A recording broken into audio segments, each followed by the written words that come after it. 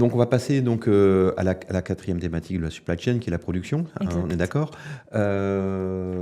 Qu'est-ce que bah, ça arrive, après la planification, ce qui est pas, illogique De la et suite. donc là, on produit l'entreprise a réalisé les contrats d'achat, elle s'est approvisionnée en biens, elle a planifié, bah, tout le travail à faire et notamment la production et la livraison. Mhm. Donc la production vient juste après.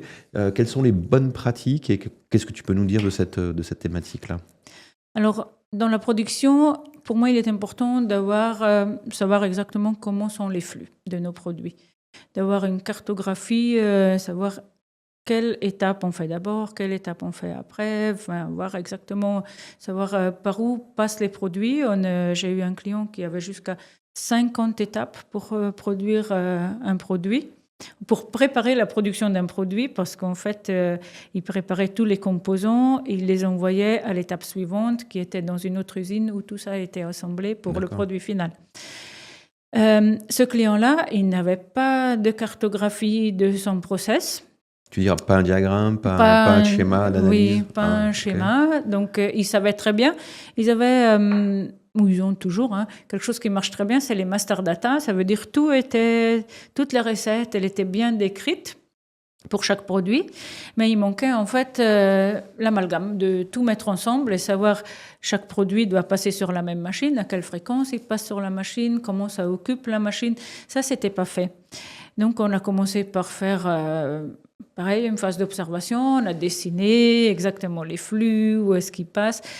Et par la suite, on a digitalisé ça, encore une fois, d'une manière très, très simple, Mhm. où ça donne un diagramme avec les 50 étapes. Un produit a 50, un autre il a 20, mais ils passent tous sur la même machine et on voit quelle est la fréquence à laquelle le produit passe sur la machine, quelle est l'occupation du coup de cette machine, s'il y a un nouveau marché, est-ce qu'on a besoin d'une nouvelle machine ou pas. Donc tout ça, on l'a mis en œuvre.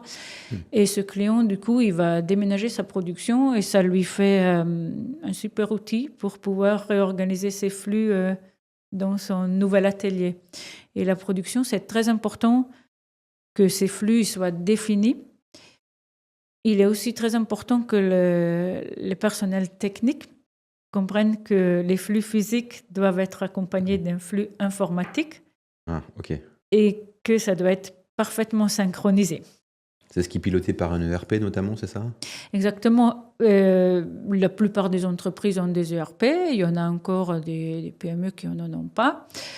Même si on a un ERP, il doit être amené jusqu'au dernier opérateur pour qu'il puisse enregistrer ses opérations.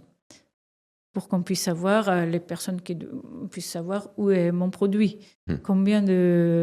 à quel état il est. Mhm. Est-ce que je suis à 50%? Est-ce que j'en ai plus? Et pour aussi pouvoir synchroniser s'il y a plusieurs pièces qui doivent aller ensemble à la fin. Oui, d'autant qu'on peut faire face à des variations de commandes et de demandes et qu'il il vaut mieux effectivement savoir ce que je peux produire avant de dire oui à un client. Donc, c'est toute cette informatisation de la data, c'est quelque chose sur laquelle tu travailles aussi? Oui, ça c'est pour moi, il y a un sujet qui est très souvent négligé parce que c'est pas plaisant à faire, et que personne s'intéresse à la master data. Parce qu'on peut créer beaucoup, beaucoup de data, mais déjà, la data, elle doit être correcte, Oui. Mhm. elle doit être consistante, parce que j'ai vu aussi chez un client où il y avait les recettes étaient faites d'une certaine manière. Après, on s'est aperçu que c'est pas la bonne manière, on a changé de méthode. Mais quand on veut regrouper toutes les données, ça devient compliqué parce que c'était pas fait de la même manière. Et alors, ce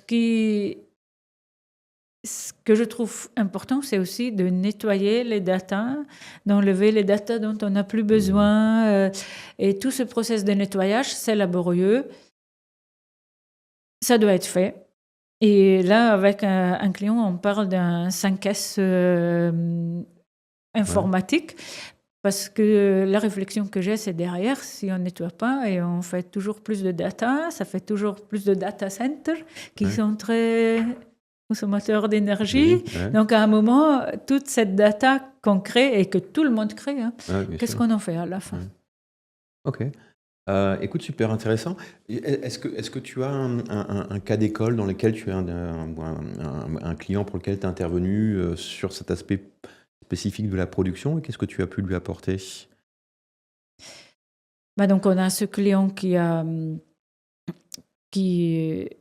pour qui on a fait le diagramme. Ouais. Quand on est allé plus loin dans ce diagramme, on a vu qu'en fait, comme les process n'étaient pas synchronisés dans la production, des fois, il manquait des pièces pour finir. Si on avait un article qui avait besoin de 10 composants, Ouais. on avait la totalité des 10 composants qui étaient Ouais. produits, des 9 composants qui étaient produits, et le 10e composant, on n'avait que la moitié. Ah oui, tu veux dire sur la moitié des produits, on en avait 9 sur 10, quoi. Voilà, c'est ça. Donc on pouvait pas finir On ne pouvait pas finir. C'était dans quel domaine? Dans quel, C'était dans le domaine de la maroquinerie. Ah, ok. Bien.